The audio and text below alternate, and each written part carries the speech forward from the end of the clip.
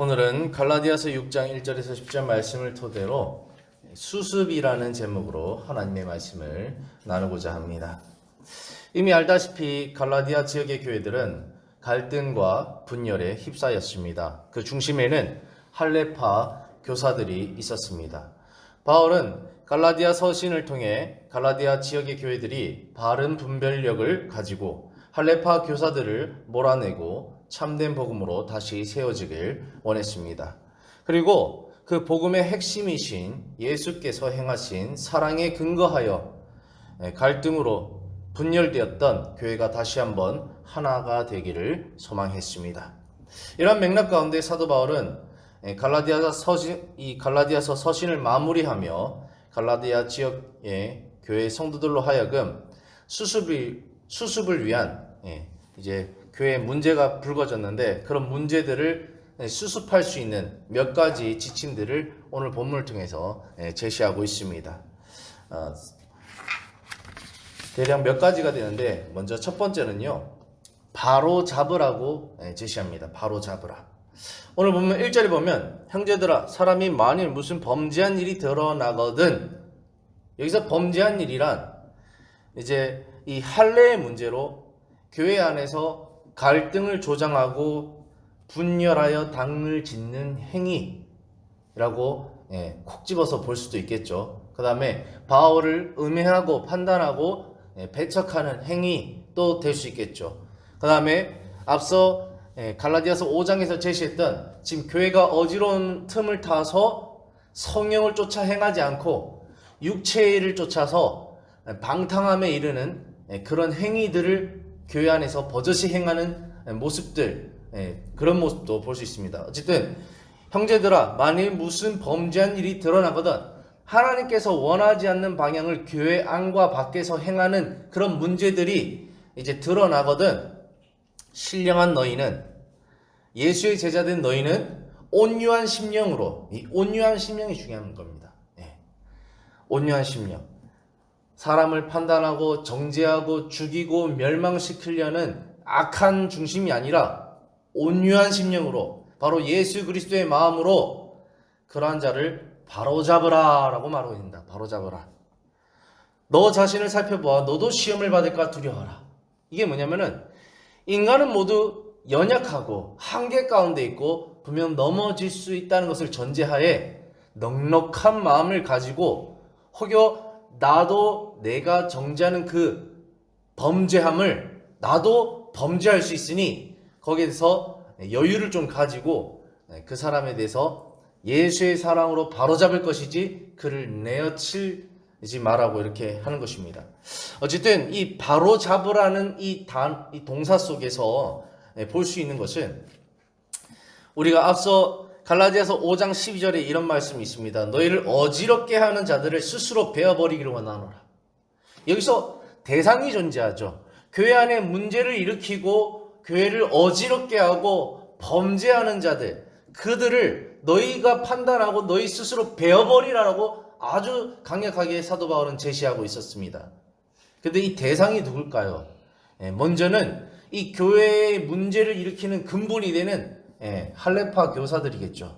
그리고 그를 따르고 추종하는 자들.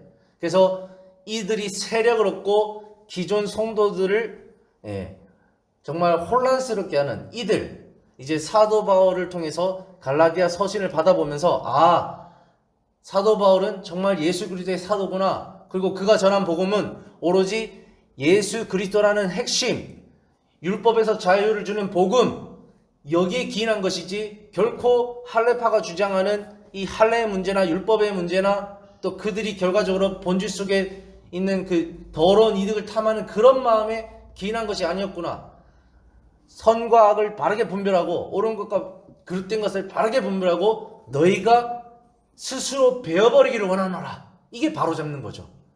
그래서 사도 바울은 이 권면하여서 할레파 거짓 교사들도 그렇고 그들을 따르는 사람들도 그렇고 이 갈라디아 서신을 증거로 토대로 이것을 들이밀면서 이제 너희가 할례를 쫓아 살아갈 것이 아니라 예수 그리스도를 믿는 믿음을 쫓아 살아가야 되지 않겠느냐, 권면하는 것이 바로 잡는 겁니다.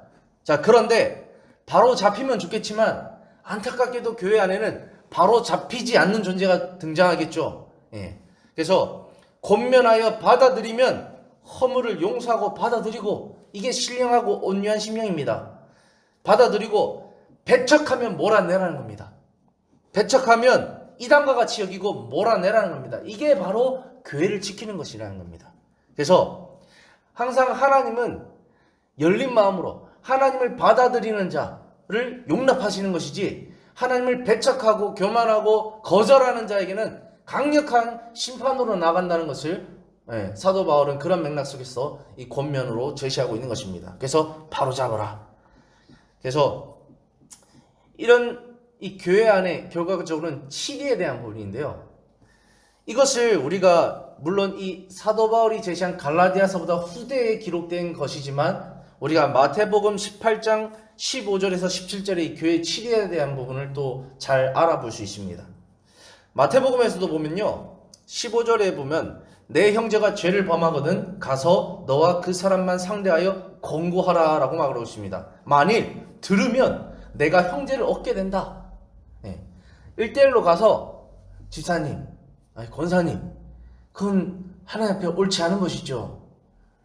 하나님 앞에 바로 서기를 제가 기도하고 권면합니다. 예수의 사랑으로 우리 권사님, 집사님이 잘 됐으면 좋겠습니다. 이렇게 1대1로 상대하라는 겁니다. 근데 들으면 그 형제 자매를 얻게 되는 거죠. 근데 꼭 이렇지는 않다는 거죠. 마태복음 18장 16절에도 보면 만일 듣지 않으면 한두 사람을 데리고 가서 두세 중의 입으로 말마다 확증하게 하라. 한 명이 가서 이게 설득이 안 되면 이제 두세 사람이 가는 거예요. 가서 또 설득하는 거예요. 돌이키라고. 이렇게 살아가시는 것은 하나님께서 원치 않는 거라고. 또 교회 안에서 그렇게 행동하시는 것은 하나님께서 원치 않는 거라고. 또 교회 안에서 그렇게 잘못된 복음을 전하는 것은 옳지 않은 거라고 이렇게 권면하라는 겁니다. 근데 17절에 보면, 마태복음 18장 17절에 보면 만일 그들의 말도 듣지 않거든 교회에 말하라. 이 교회에 말하는 거는 이제 장로들과 이제 감독을 동행하에 가서 권면하라는 것이죠. 오늘 우리 침례교회도 교회 운영위원회가 있지 않습니까? 이처럼 교회 지도부에게 얘기해서 권면할 수 있는 통로가 있다는 거죠. 당시 이 유대 사회도 충분히 이제 권면할 수 있는 이런 권위를 가진 자들이 있었다는 거죠. 당시에 또 사도들도 있었고요. 자, 보면은 그래서 교회의 말도 듣지 않거든 이방인과 세리같이 여기라 말하고 있어요. 하나님도 권면하고 또 권면했는데 듣지 않는 자들에 대해서만큼은 이방인과 세리같이 여기라는 겁니다. 다시 말하면 하나님의 자녀가 아니라고 이렇게 그어라 이렇게 얘기하는 것이죠. 그만큼 이 교회 안에 치리에 대한 부분이 문제가 대두되었고, 항상 교회 안에는 문제가 가득했다. 범죄함이 있었다. 그럴 때는 성경의 법칙에 기인해서 또한 예수의 사랑에 기인해서 다가갈 수 있는 방법들이 있었지만, 바로잡아야 되는 부분들이 있었지만 안타깝게도 바로잡지 못하고 어려운 부분들이 있었다. 이런 부분들을 볼 수 있습니다. 그 안 좋은 예가 고린도 교회에 있었어요. 고린도 교회가 치리가 되지 않았던 부분들이 있는데요. 고린도전서 5장 1절 2절에 보면 사도 바울이 아주 화난 장면이 등장합니다. 너희 중에 심지어 음행이 있다 함을 들으니 그런 음행은 이방인 중에라도 없는 것이라. 누가 그 아버지의 아내를 취하였다 하는도다. 그리하고도 너희가 오히려 교만하여져서 어찌하여 통한이 여기지 아니하고 그 일 행한 자를 너희 중에서 쫓아내지 아니하느냐. 분명히 범죄한 일이 드러나고 근친상간의 문제 때문에 교회 안에 문제가 불거졌는데, 이 음행의 문제에 대해서 다들 입 다물고 아무도 그 가정에 대해서 권면하지 않고 치리하지 않고 내어쫓지도 않는, 그래서 이 고린도 교회가 음행으로 타락할 수밖에 없는 선례를 만들어주고 있는 이런 악함에 대해서 사도 바울은 대노하면서 이렇게 강력하게 비판하는 장면도 있습니다. 그래서 이런 교회 안에 범죄한 일이 드러나는 일은 이 초대교회 문제뿐만 아니라 오늘날 우리의 문제이기도 합니다. 그래서 사도 바울은 강력하게 이런 문제들에 대해서 바로 잡으라 권면하고 있는 것이죠. 근데 그냥 바로 잡으면 안 되고 신령한 너희는 온유한 심령으로 하라. 다시 말하면 항상 무엇은 일을 하든지 예수의 사랑에 기인해서 해야 되지, 그저 감정적으로 그저 옳고 그름에 휩싸여서 하면 안 된다는 겁니다. 항상 예수의 사랑에 근거하여, 그리고 하나님의 말씀의 원리에 근거하여 바로잡으라, 이렇게 말하고 있습니다. 이 본문을 통해서 생각해 볼 점은, 과연 오늘날 한국교회 안에 바로잡을 수 있는 장치가 있는지, 그리고 과연 그 장치가 잘 작동하고 있는지, 교회 안에 분명 이 치리가 이루어지고 있는지 우리는 한번 생각해 볼 필요가 있습니다. 이 치리라는 게 참 쉽지 않아요. 권면한다는 게 쉽지가 않습니다. 바로잡는 거, 이거 상당히 어렵습니다. 왜일까요? 타인에게 권면하면 상대방이 기분 나빠하겠죠. 그래서 참 어려운 부분입니다. 그래서 이제 다른 사람이 범죄한 일을 드러나는 것도, 그것을 이제 내가 바라보는 시선, 과연 내가 예수의 사랑으로 그 범죄함에 대해서 용납할 수 있는 넉넉함이 있는가? 하나님의 그 사랑이 있는가? 하나님의 사랑이 없으면요, 용납이 안 돼요. 그냥 범죄한 그 일로 내칠 수밖에 없는 거죠. 근데 사랑이 있어야 권면이 들어갈 수 있는 거죠. 사랑이 없으면 딱 선 긋고 끝이에요. 이런 부분에 대해서 우리가 과연 범죄한 형제가 드러날 때에, 자매가 드러날 때에 과연 예수의 사랑이 있는가, 그를 바라볼 때 넉넉한 마음, 온유한 심령이 있는가에 대해서 생각해 볼 수 있습니다. 또 그러한 범죄함이 드러났을 때에 내가 그에게 다 권면할 수 있는 사랑과 용기가 있는가. 이 용기가 없으면 안 돼요. 분명 싫어하거든요. 그래서 참 이 바로잡는 일이라는 게 보통 어려운 부분이 아닙니다. 구약의 이제 선지자들이 잘했던 부분인데요. 회개하라. 근데 다 어떻게 됐나요? 돌 맞아 죽었죠. 그만큼 어려운 일입니다. 그래서 이 목회 현장 가운데 이 범죄한 일에 대해서 바로잡는 것, 이거 참 어려운 숙제입니다. 그러나 분명 범죄한 일은 교회 안에 있고 우리는 거기에 대해서 바로잡을 의무가 있는데, 이것을 어떻게 해야 될까? 이것도 우리에게 당면한 숙제인 것 같습니다.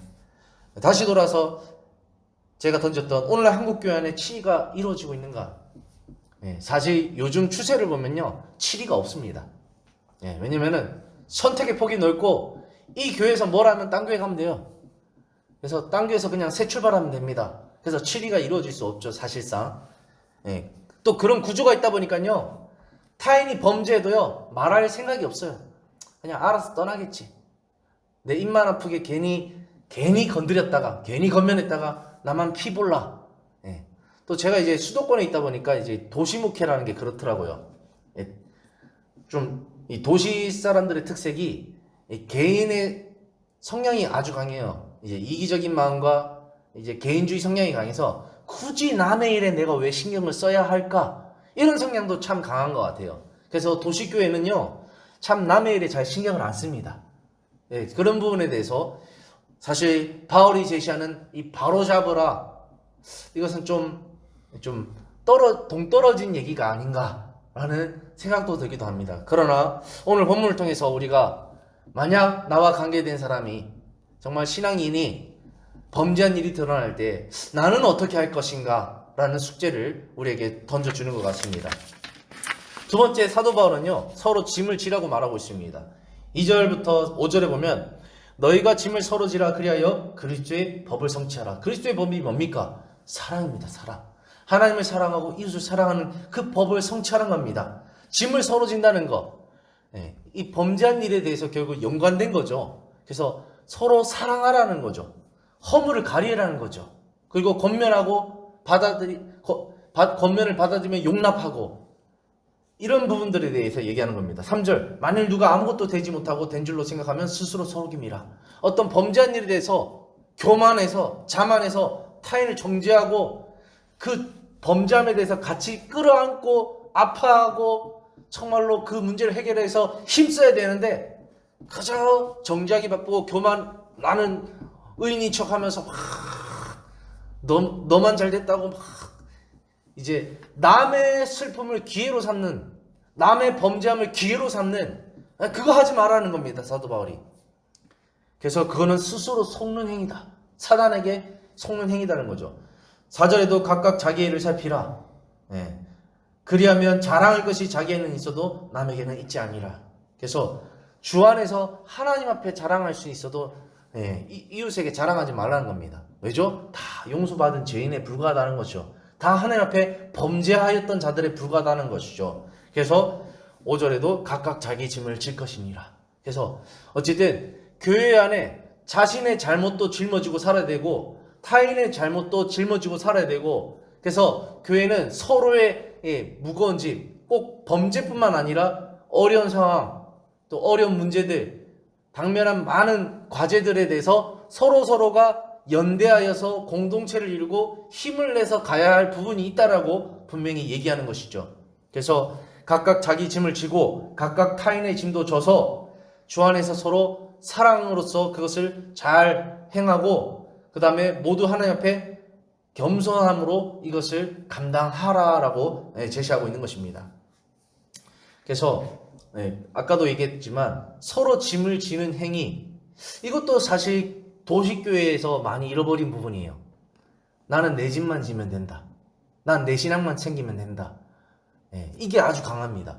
옆에 사람 신앙까지 챙길 여력이 없다라고 많은 분들이 얘기하죠. 그래서 이런 부분에 대해서 우리가 경계하고, 분명히 예수 그리스도의 사랑은 서로 짐을 지는 것인데 나는 그냥 내 가족 신앙, 내 신앙만 챙기면 된다. 여기에 너무 매몰되다 보면 같이 20년, 30년 교회를 다녀도 옆집이 어떻게 신앙생활 하는지, 옆 성도가 어떻게 신앙생활 하는지 아무것도 모르는 수가 있습니다. 근데 그게 도시교회의 특징이라는 게 참 슬픈 부분이죠. 그래서 이것도 우리에게 과제로 오는 것은, 과연 나는 이 행복한 교회 안에서 나의 짐만 지고 살아가는가, 아니면 타인의 짐도 져주고 살아가는가, 한번 고민해 볼 필요가 있는 것이죠.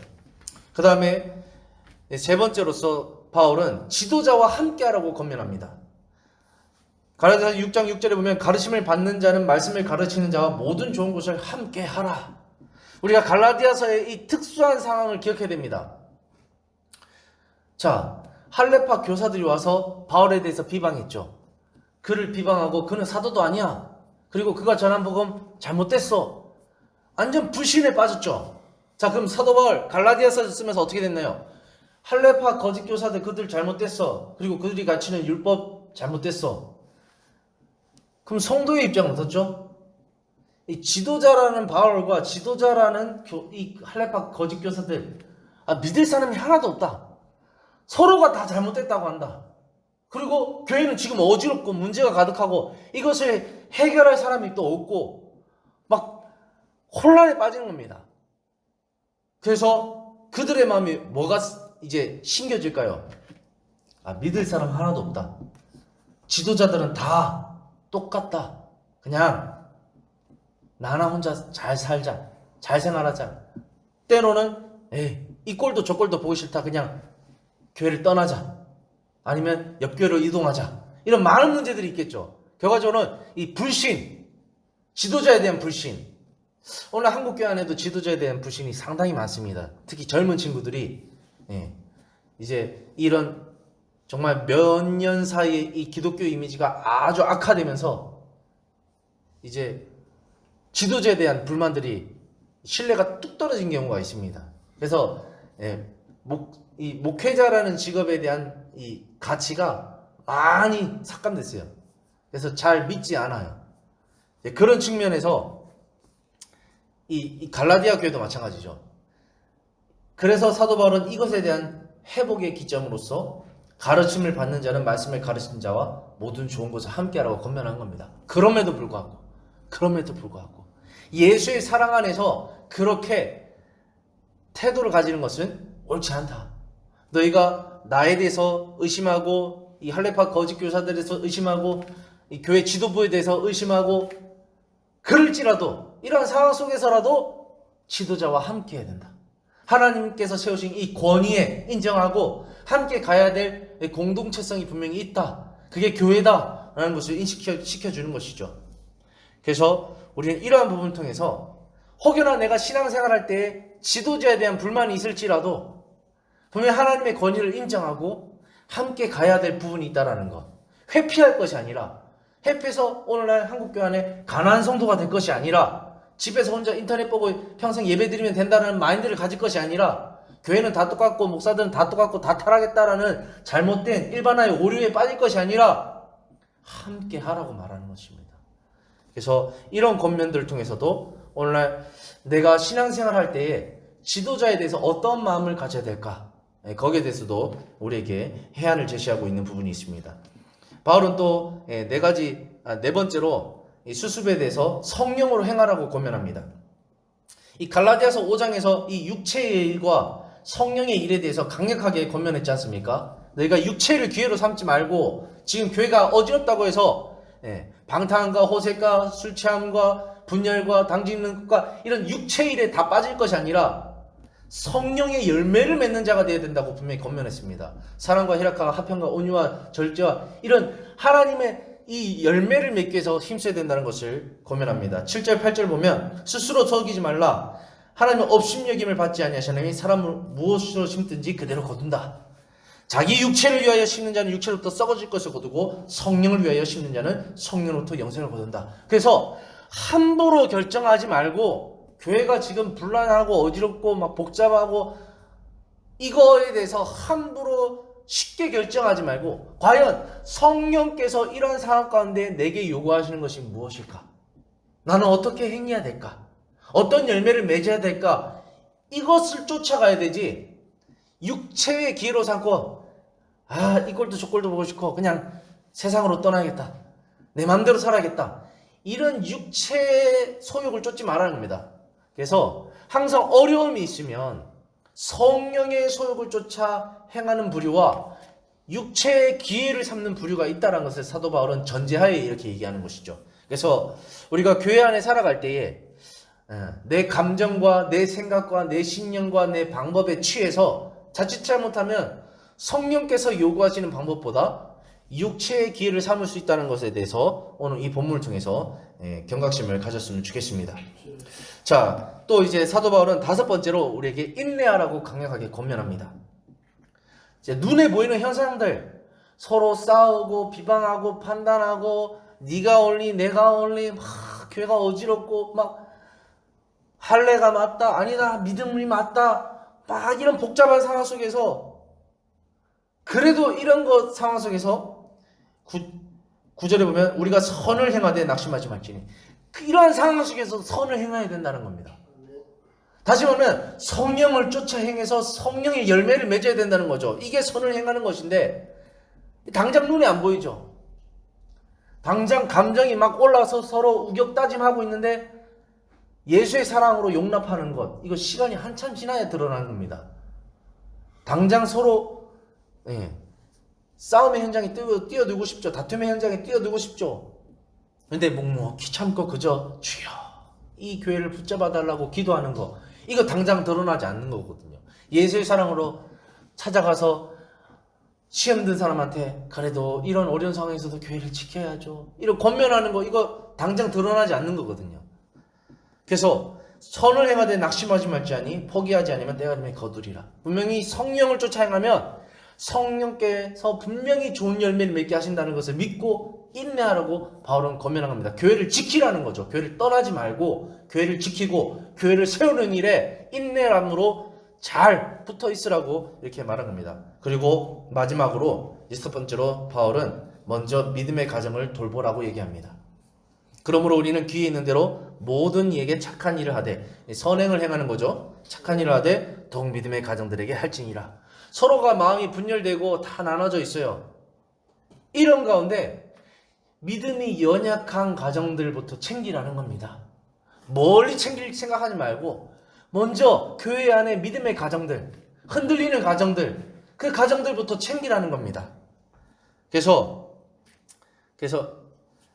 이 착한 일은요, 교회 안의 착한 일, 이 서로 짐을 지는 거죠. 서로 사랑하는 거. 이것을 구체적으로 생각하면 구제와 선교죠. 근데 이 구제와 선교를 구체적으로 하면은 교회 안에 고아와 객과 과부를 돌보는 것이죠.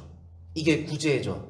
또 착한 일, 선교에 대한 부분은 전도자들을 돕는 것, 이런 것이죠. 그래서 이 갈라디아 교회도 사실 사도 바울이 선교 여행을 계속할 수 있도록 지원 사업을 계속 해야 될 사명이 있는 교회죠.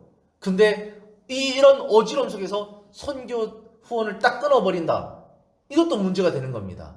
그래서 사도 바울은 이것도 염두에 두고 교회 안의 가정들을 돌보고 선교 사역도 계속해서 동참할 것을 이 짧은 본문 안에 중의적으로 이렇게 말하는 겁니다.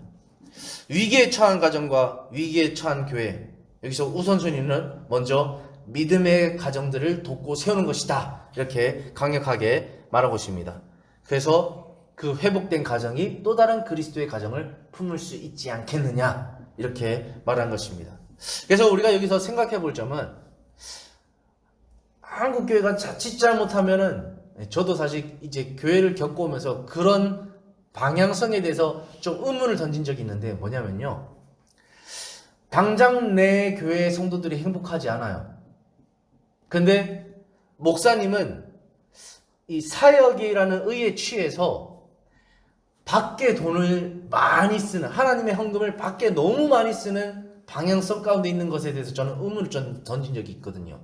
그래서 너무 이제 대외적으로 뭐 총회에 헌금을 많이 한다나 학교 장학 사업으로 그 다음에 선교사를 돕는다고 많은 헌금을 거기에 쏟아붓고, 정작 내 교회 안에 고아, 객가, 가부들, 학생들을 위해서는 지원 사업이 없는 이런 좀 어폐가 되는 부분들 속에서 좀 퀘스천을 던진 적이 있어요.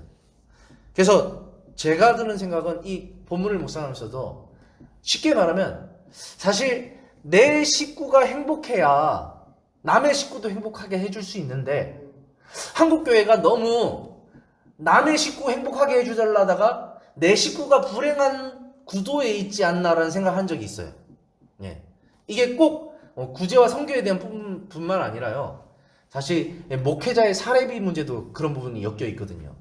그래서 목회자들은 정말로 먹고 살기 근근한데 교회의 재정은 넘쳐나요. 엄청 넘쳐나는데 그것을 오로지 외부에 보여주는 이 구제와 선교에 교회의 브랜드 처치로서 드러나는 사역들을 너무 하다 보니 정작 사역자들의 페이는 최저임금에도 미치지 못하는 그런 불상사를 발생하는, 그래서 사실 제가 부사역자다 보니까 또래 부사역자들이 이제 교회를 옮기는 그런 과정 속에서 보면은 지금도 특히 침례교가 열악하다 보니까 정말로 말도 안 되는 사례비들이 너무 많은 것 같아요. 한국 사회 안에서 이 살아갈 수 있는 최저 임금조차도 안 주는 교회들이 되게 많은 것 같아요. 근데 더 슬픈 건 뭐냐면요, 그런 교회들이 대형 교회라는 거예요. 그런 사실을 볼 때 내가 말씀을 듣고 내가 말씀을 섬김 받고 또 그 목회자를 통해서 사랑을 받아야 될 그 목회자에 대해서 전혀 신경 쓰지 않으면서 그 사람을 너무 힘들게 하면서 때로는 노동력 차치라고 생각되는 그런 현장 속에서 사랑을 받으려고 하는, 목회자한테 사랑을 받으려는 이 구도가 너무 문제가 있지 않나라는 것도 동시에 생각해 볼 수 있게 됩니다. 그래서 사도 바울은 어쨌든 기회 있는 대로 모든 이에게 착한 일 하되 더욱 믿음의 가정들에게 할지니라, 이 말은 꼭 믿음의 가정들에게 할지니라에 속한 것이 아니라 아까 말했듯이 먼저는 내 식구가 행복해야 된다는 거예요. 먼저는 내 교회 성도, 내 교회 목회자가 행복할 수 있어야 된다는 겁니다. 교회가 목회자 사례비를 속된 말로 찌꾸리만큼 줘서 목회자를 너무 불행하게 하면서 교회가 행복하기를 바라는 거, 이거 어폐라는 거죠. 그리고 내 성도의 교회가 재정이 넉넉한데 지금 어려운 가정들 돕지 않고 밖으로 구제와 선교만 열심히 하는 것, 이것도 문제라는 거죠. 그래서 우리가 이 교회 안에서 믿음의 가정을 돌보는 것, 이 믿음의 가정을 돌보는 것은 물론 사역자의 가정도 포함됩니다. 그래서 믿음의 가정을 돌보는 일에 대해서 우리가 어떻게 지혜롭게 할 수 있을까도 이 오늘 갈라디아 본문을 통해서도 이제 던져볼 수 있는 우리의 숙제가 될 수 있는 것 같습니다. 오늘 사도 바울이 던진 수습에 대한 제안이 대략 6가지인데 이렇게 하나하나 짚어보다 보니까 시간이 너무 흘렀네요. 이제 말씀을 결론 짓고 마치겠습니다. 우리는 오늘 본문을 통해서 이 위기에 처한 교회가 어떠한 방향과 어떠한 방법으로 수습될 수 있는지를 배울 수 있었습니다.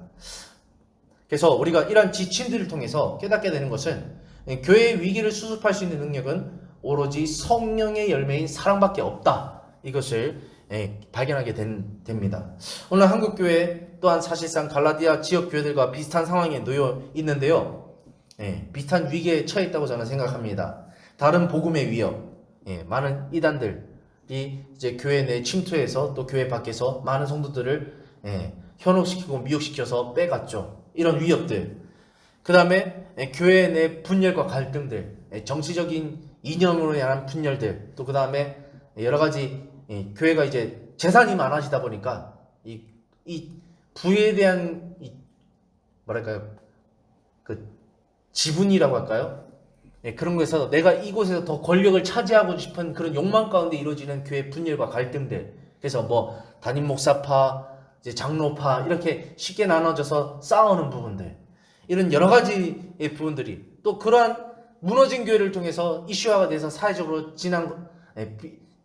비판을 받고 지탄을 받는 이런 부분들. 그래서 갈라디아 교회 상황과 사실 한국 교회 상황과 거의 비슷하다고 봐도 무방하지 않겠느냐. 그래서 이 갈라디아서에서 제시하는 바울의 방법들이 오늘 한국 교회에서도 통용되지 않겠느냐 이렇게 생각되는 부분이 있습니다. 그래서 우리는 오늘 본문을 해서 바울이 제시한 이런 방향과 몇 가지 수습의 방법들을 깊이 새기며 어떻게 하면 내가 속한 교회 공동체를 그리고 한국 교회 공동체를 바른 복음 위에 세울 수 있을지, 그리고 서로 사랑으로 행하며 하나 되게 할 수 있을지, 그리고 그러한 교회들을 통해서 이 땅에 하나님의 나라를 확장토록 할 수 있을지 함께 고민하며 기도하며 또 우리 교회 안에 적용점을 찾아보고 실천해 나갈 수 있는 우리 모두가 되었으면 좋겠습니다. 그 일을 위해서 함께 기도하는 시간을 가지도록 하겠습니다. 기도하겠습니다.